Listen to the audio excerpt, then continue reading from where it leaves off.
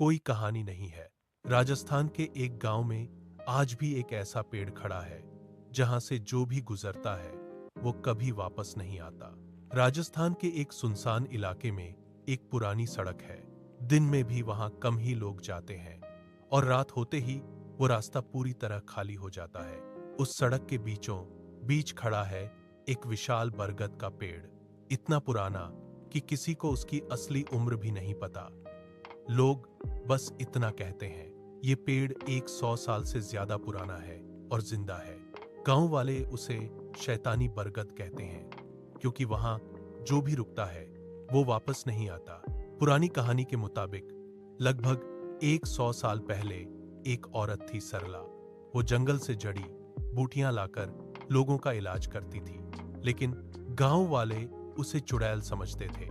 एक दिन गांव में अचानक कई लोग बीमार पड़ गए और बिना कुछ सोचे लोगों ने सारा इल्जाम सरला पर डाल दिया। गुस्से में आकर उन्होंने सरला को उसी बरगद के पेड़ से बांध दिया। वो रोती रही, चिल्लाती रही, लेकिन किसी ने उसकी बात नहीं सुनी। धीरे धीरे वो वहीं तड़प तड़प कर मर गई। मरते वक्त उसने आखिरी बार उस पेड़ को पकड़ा और बहुत धीमी आवाज में बोली, अब मैं यहीं रहूंगी और जो भी यहां आएगा उसे अपने साथ ले जाऊंगी। उस दिन के बाद सब कुछ बदल गया। पेड़ की पत्तियां हमेशा अजीब तरीके से हिलती रहती, भले ही हवा बिल्कुल ना हो। रात को वहां से गुजरते वक्त लोगों को किसी औरत के रोने की आवाज सुनाई देती। धीरे धीरे लोग गायब होने लगे। हर बार आखिरी बार उन्हें उसी पेड़ के पास देखा जाता। एक बार कुछ लोगों ने मिलकर पेड़ को काटने की कोशिश की। जैसे ही कुल्हाड़ी पेड़ में लगी, उसमें से लाल तरल बहने लगा जैसे खून। डर के मारे सब लोग भाग गए और उस दिन के बाद किसी ने उस पेड़ को छूने की हिम्मत नहीं की। सालों बीत गए, वो जगह पूरी तरह सुनसान हो गई, लेकिन कहानी यहीं खत्म नहीं होती। आज के समय में 4 दोस्त अंकित, राहुल, पूजा और नेहा यूट्यूब के लिए हॉरर वीडियोस बनाते थे। उन्हें उस पेड़ के बारे में पता चला और उन्होंने डिसाइड किया कि वो वहां रात बिताएंगे। भाई, वायरल कंटेंट मिलेगा, अंकित हंसते हुए बोला। रात के करीब 11 बजे चारों उस जगह पहुंचे। शुरू में सब नॉर्मल था, हवा चल रही थी, झिंगरों की आवाज आ रही थी, लेकिन जैसे ही वो पेड़ के करीब पहुंचे, अचानक सब कुछ शांत हो गया। एकदम सन्नाटा, ना हवा, ना आवाज। राहुल ने मजाक में कहा, लगता है गोस्ट शिफ्ट पर है। लेकिन तभी पेड़ की एक लंबी डाली धीरे धीरे हिलने लगी, जबकि हवा बिल्कुल नहीं थी। पूजा ने डरते हुए कहा, मुझे अच्छा फील नहीं हो रहा। अंकित ने कैमरा ऑन किया। गाइस, हम अभी इस हॉन्टेड ट्री के पास हैं। जैसे ही उसने कैमरा स्क्रीन में देखा, उसका चेहरा अचानक बदल गया। स्क्रीन में चारों दोस्त दिख रहे थे, लेकिन उनके पीछे एक और 5वां साया खड़ा था। अंकित ने पीछे मुड़कर देखा, वहां कोई नहीं था। तुम लोगों ने देखा? उसने कांपते हुए पूछा। नेहा ने कहा, क्या? अंकित ने कैमरा फिर देखा। अब वो साया थोड़ा और पास आ चुका था। पूजा रोने लगी, चलो यहां से चलते हैं। लेकिन तभी राहुल अचानक चुप हो गया। वो पेड़ को घूर रहा था। धीरे से बोला, वो मुझे बुला रही है। अंकित ने उसका हाथ पकड़ा, पागल है क्या? लेकिन तभी राहुल ने खुद को छुड़ाया और धीरे धीरे पेड़ की तरफ बढ़ने लगा।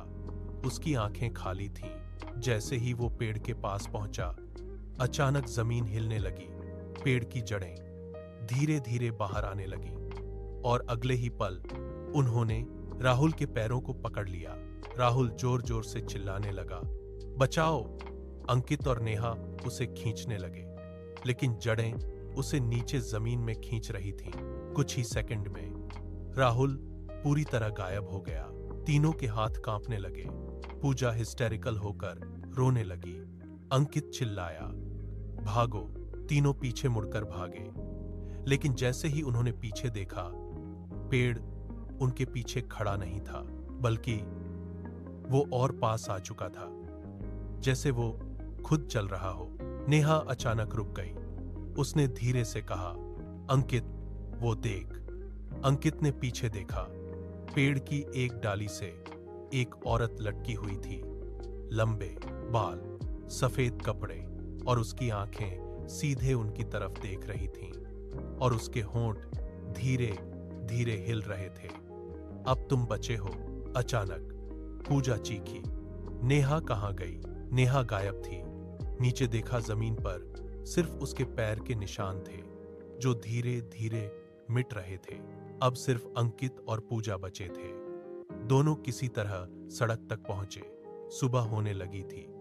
उन्होंने पीछे मुड़कर देखा।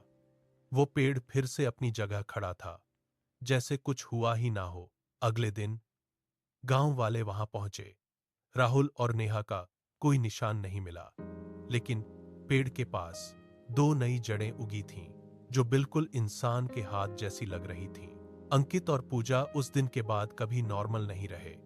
अंकित हर रात एक ही बात कहता, वो मुझे बुला रही है।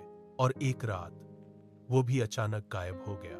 आज भी अगर कोई उस रास्ते से गुजरता है तो उसे ऐसा लगता है जैसे कोई धीरे से उसका नाम ले रहा है।